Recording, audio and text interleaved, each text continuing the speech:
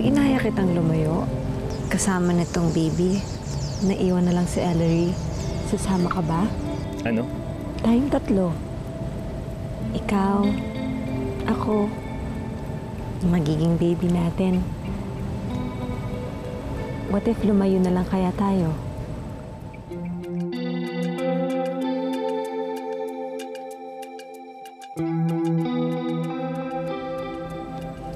Bridget, may gusto ka pa rin ba sa akin? Asawa ko na ang babaeng itinuturing mong kapatid. Ano ka ba, Jonas? I'm just kidding. Loosen up. It wasn't a good joke. Lalo na at may nakaraan tayong dalawa. Kaya kung okay lang, huwag ka na ulit magbibiro ng ganito. Tara na.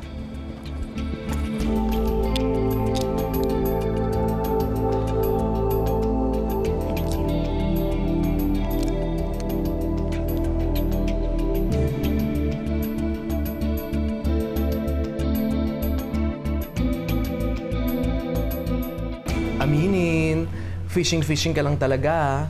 Titingnan mo kung kakagat si Papa Jonas niya sa pakuning-kuning na proposal mo. Pero, epic failure ka, girl. Don't rub it in, Aloha. Ang totoo, I was kind of expecting his rejection. Alam ko naman na mahal niya si Ellery. Pero ang sakit pala talaga no pag sa bibig niya mismo nang galing. Eh bakit kasi nagtanong ka pa?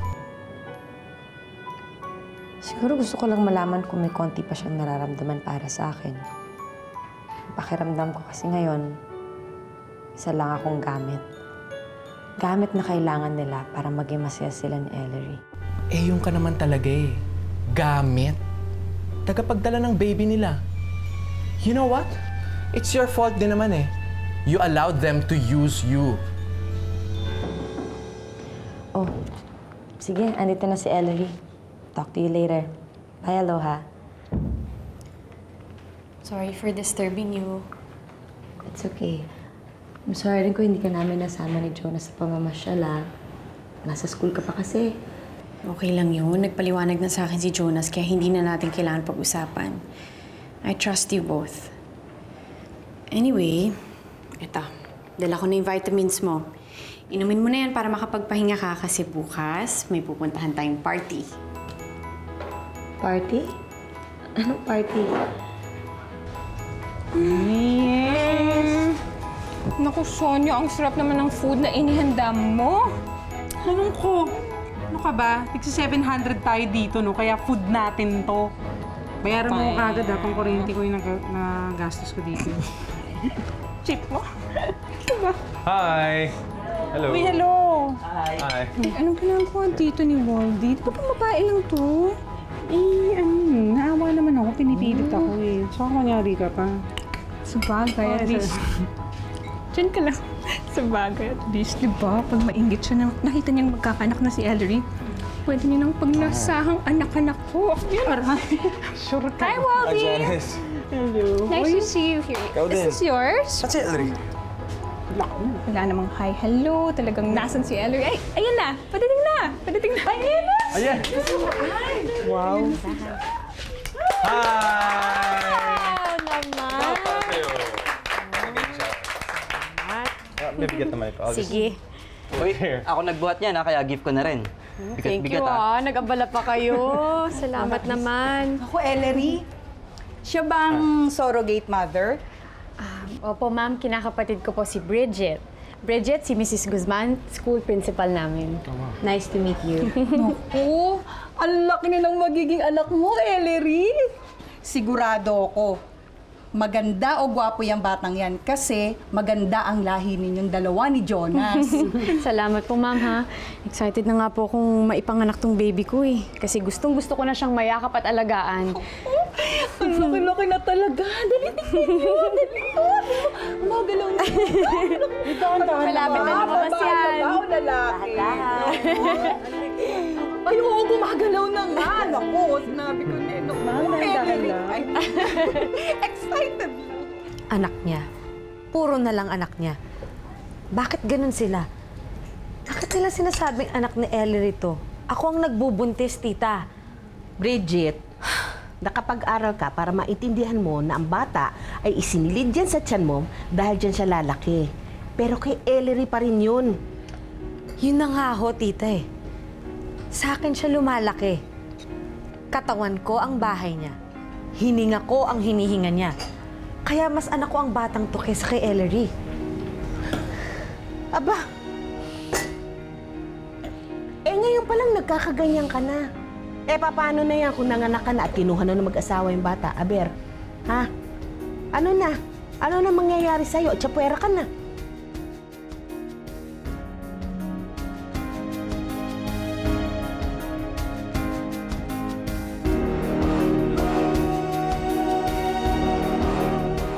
Kapag kinuha na nila ang bata sa'yo, sa tingin mo, papansinin ka pa o aalagaan ng Jonas na yon? Hindi na, Nagbabait-baitan lang sa'yo yan ngayon kasi ikaw nagdadala. Pero kapag kinuha na nila ang bata sa'yo, Hindi nila makukuha sa akin ng anak ko, tita. Tanga! Tanga ka talaga, ha? Ano laban mo sa kanila, Aber? Lahat ng tao, pati yung doktor, ang tingin sa'yo matris. Yan ang tingin nila sa'yo. Hindi ka tao, matris ka lang.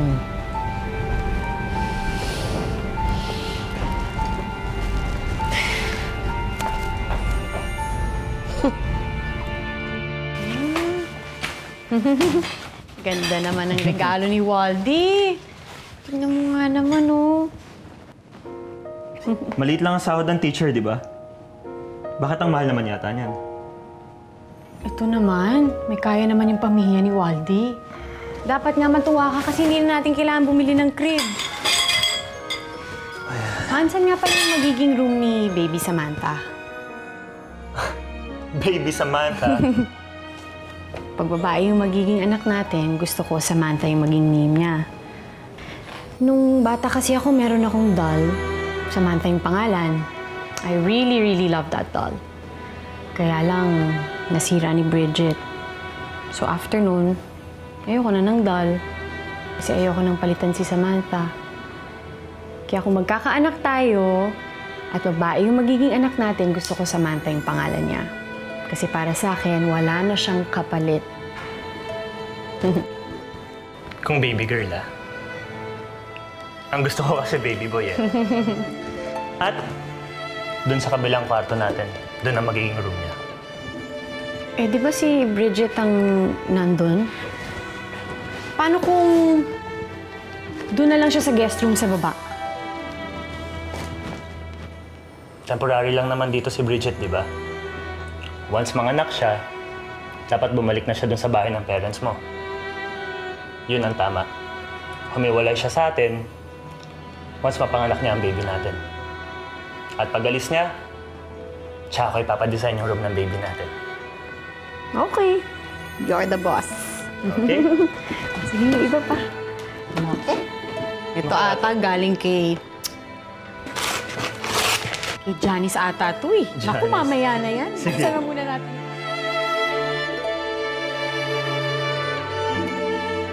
Tina, gisingin mo naman Bridget mo para makapag-breakfast na siya.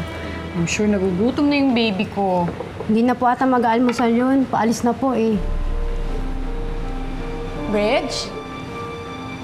Bridge, saan ka pupunta?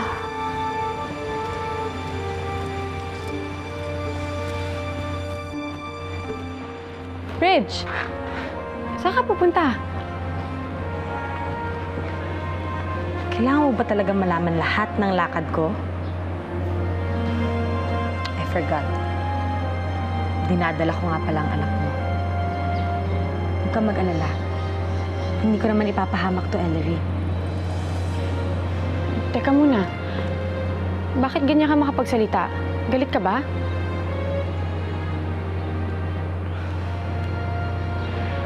Hindi. Wala naman akong karapatang magalit. Just let me go. Teka, Bridge. Saan ka ba pupunta?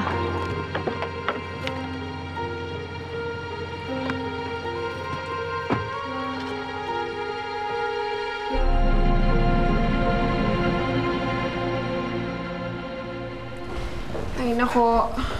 Ganyan na ganyan yung sinasabi ko sa yung movie. Yung nag-iiba yung attitude ng surrogate mom, just like Bridget. Kasi gusto niyo suluhan yung baby. Janice, ayan ka na naman. Pinapraning mo na naman ako. Alam mo, kasi, Ellery, pakiramdaman mo yung kinakapatid mo at baka iba yung nasa isip nun, no? Uy, ikaw ang mag-ayos ng isip mo. Alam mo, normal talaga yung hormonal changes, lalo na sa buntis. Ganun talaga. Kaya valid yung mood swings ni Bridget. Kaya ganun. Masungit siya minsan. Kaya pala bigla siyang nagbago kanina. Hormonal change pala. Kaya Ellery, sa susunod, sa akin ka magtatanong ha. Huwag dun sa math lang ang alam. Alam mo ikaw, siguro buntis ka na naman do. Kasi sungit-sungit mo eh. Janice, huwag ka na nga mong asar. Salamat sa paliwanag ah. Wala pala akong dapat ipag-alala kay Bridget.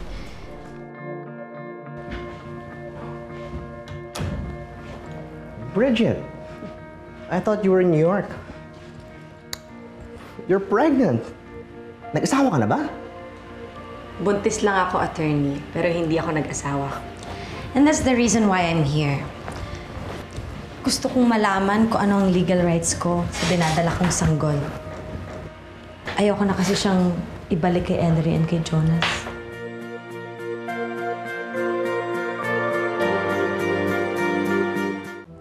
Komplikadong issue or case ang surrogacy. Two types yan eh. Sa case mo, ang tawag natin dyan, gestational surrogacy. Kasi nga, nagdalang tao ka through in vitro. Pero sa sinapupunan ko pa rin lumalaki ang bata. Pero technically, hindi naman ikaw ang ina ng bata eh. Hindi naman ikaw ang genetic mother dahil hindi naman yung egg cell mo ang ginamit. Ang ginamit, yung kay Ellery pa rin. Kung anong nangyari sana, ay nabuntis ka through artificial insemination, that makes you the genetic mother. Kasi egg cell mo yung ginamit eh. Nagkakaroon ka ng karapatan sa bata ngayon, kahit meron kayong usapan or kontrata. So wala na talaga akong habol dito sa batang to? Pwede ko sabihing meron. Kung peperahan kita. But you know me, I'm not that kind of lawyer. And I'll be very honest with you, Bridget. Sa mga kasong ganito, hindi ka mananalo sa korte. Kasi hindi naman ikaw ang genetic mother. Si Ellery pa rin.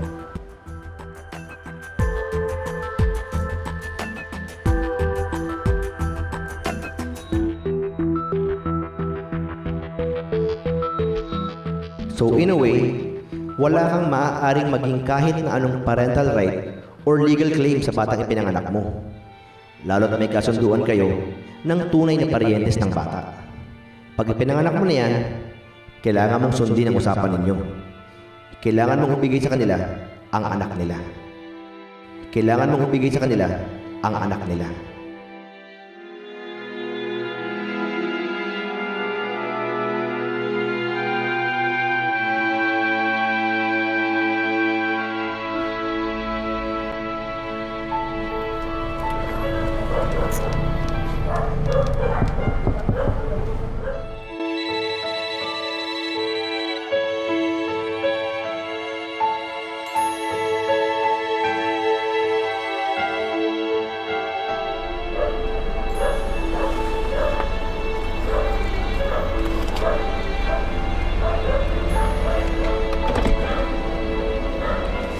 Ibili niyo po ng gatas ang anak ninyo. Salamat po. Buntis din po pala kayo? Oo, 9 na buwan na. Kaso maliit. Hindi kasi kami nakakain sa tamang oras eh. Eh salamat po dito sa binigay niyo. Sige ho. Sige po.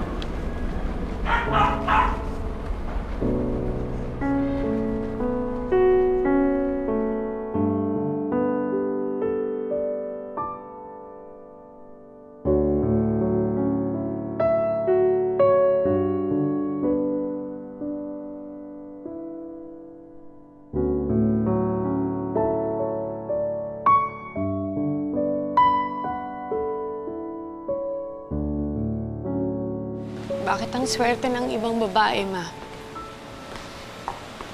Mahirap nga sila pero may capacity silang magbuntis. Hindi katulad ko. Nasa akin nga ang lahat pero Hindi naman nakakabuhay ng anak ang matris ko eh.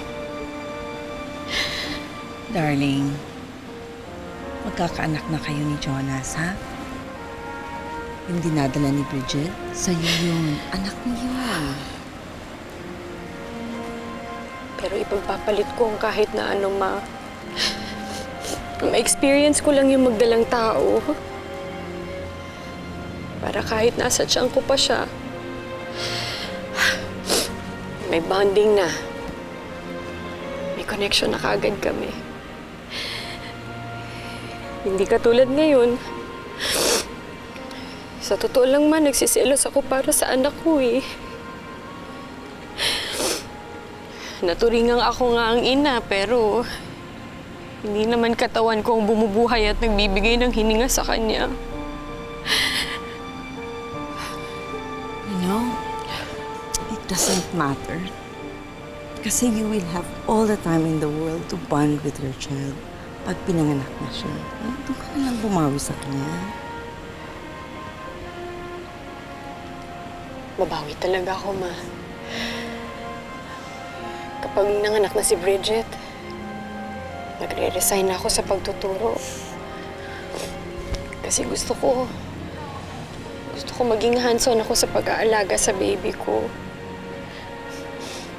Promise, Ma.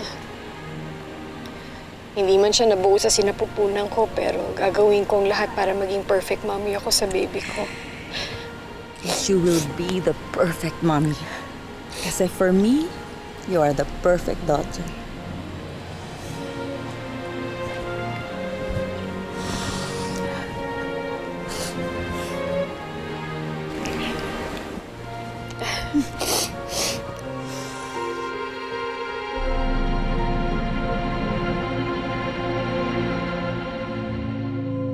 Ngayon pa lang nagkakaganyan ka na. Paano na yan kung nanganak ka na at kinuha na ng mag-asawa yung bata? Aber, ha? Ano na? Ano na mangyayari sa'yo? Tsapwera ka na.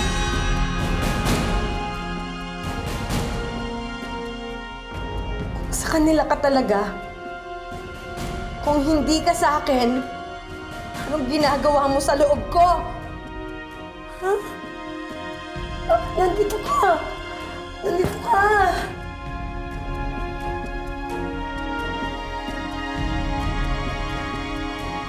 Anong ginagawa mo dun sa loob ko?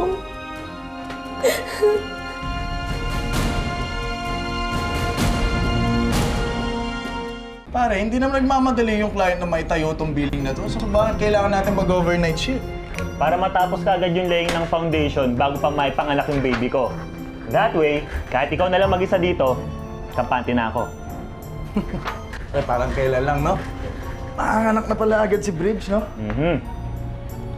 Saya ako para sa'yo, pare. Salamat, pare. Para sa'yo. Alam mo, sobrang excited na rin. Mas lalo naman ako, syempre. Uy, sandali ah. Hello? Oh, may kailangan ka... Ano? Sumasakit ang tiyan mo? Teka, nasaan ka? Diyan ka lang, pupuntahan kita kagad ah. Pare, ingat ka! Easy ka lang, hoy! Ako excited eh. Isa na namang babaeng buntis ang biktima sa Quezon City ng hold-up. Ayon sa mga saksi, nanlaban ang biktima kaya pinagsasaksak ito ng suspect at nagtamo ito ng maraming pinsala sa kanyang katawan. Sa kasamaang... Yung babaeng buntis ho sa news, ma'am. Na-hold up po at sinaksak. Patay. Pati yung baby sa tiyan. Nasaan si Bridget? Hindi pa ho siya umuwi, ma'am. Naku, hindi po dapat nagpapaabot ng gabi sa kalye si Ma'am Bridget. Lalo na sa panahon ngayon, ang laban ng buntis sa mga kriminal. Ma'am, gusto niyo na po bang kumain? Sige, una na kayo.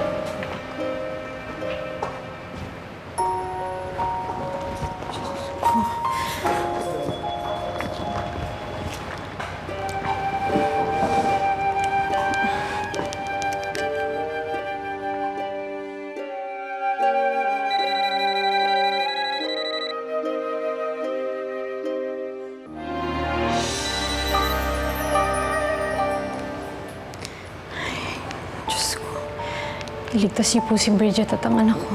Huwag niyo po pababayaang may mangyaring masama sa kanila. Ay, Diyos ko.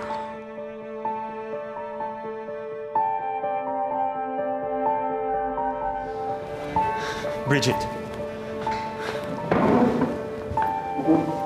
Kamusta ka? Akala ko kung ano nang nangyayari sa'yo.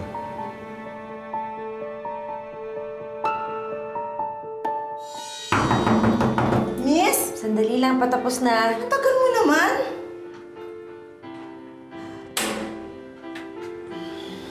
Ay, buntis ka pala? Sana, hindi na kita minadali. Okay lang, patapos na po ako. Ang swerte mo naman, magkakaanak ka na. Alam mo, yung pamangkin ko, hindi sinwerte. Kaya ayun, iniwan ang asawa at sumama sa babaeng nabuntisan. Ganon? Bakit naghiwalay pa sila? Bakit hindi na lang nila binayaran yung babaeng nabuntis? Ay, naku! Para namang hindi mo kilala ang mga lalaki.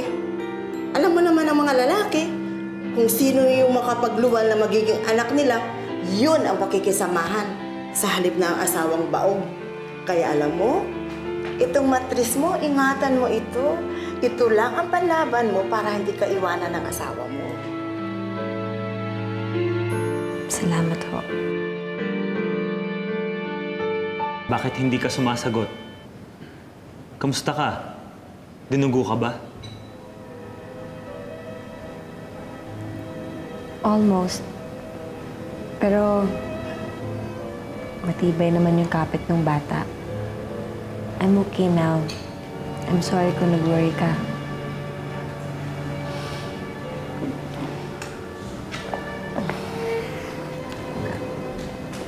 It's okay. Ang importante, ligtas kayo ng magiging anak ko.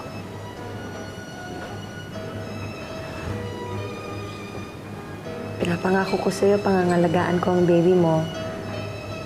Hindi ko hahayaang may mangyaring masama sa kanya. Hindi ko hahayaang mawala siya sa atin.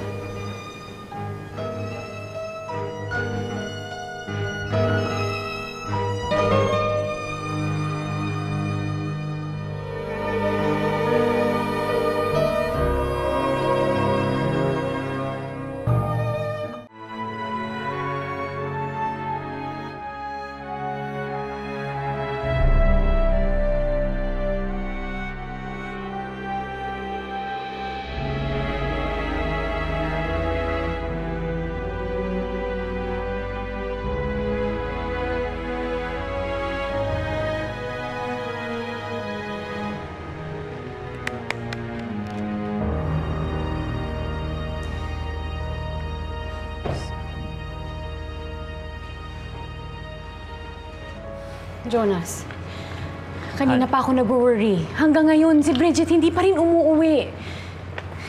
Nagpasundo sa akin kanina. Sumasakit daw ang tiyan eh. Hindi mo man lang ako tinawagan, Bridget. I've been calling you all day pero hindi mo sinasagot. Ayaw ko sana mag-worry ka, kaya si Jonas na lang ang tinawagan ko. Ayaw mo mag-worry ako? Hindi mo alam na sa tuwing uuwi ako dito, nag-aalala ko para sa anak ko. Kung nasan kayo, kung napano kayo, kung ligtas kayo at hindi kayo nasaksak ng kung sino-sinong kriminal. Kaya huwag mong sasabihin na ayaw mo mag-worry ako dahil lalo ako nag-aalala. Ang dami mo namang sinabi. Okay naman ako tsaka yung baby mo.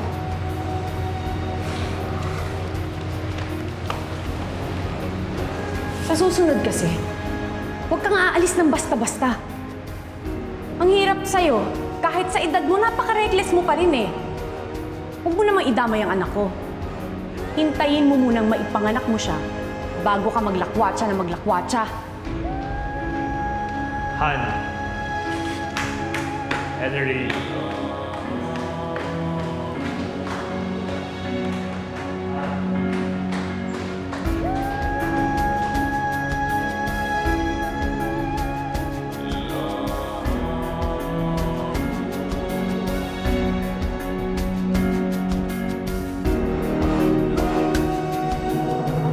A bit too hard on Bridget. Natakot lang kasi ako eh.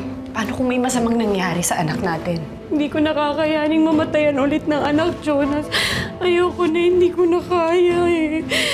Nagsinungaling ako sa'yo dati, Jonas. Mahal pa rin kita. Mahal. Na mahal, Jonas. Naiirita ako kay Ellery, ah. Akala mo kung sino magaling na ina? Kung sa tingin niya, mas maalagaan niya tong baby ko. Bakit hindi kaya siya magbuntis? To the highest level ang galit, ganon? I don't know, Aloha, pero lately, she's really getting on my nerves.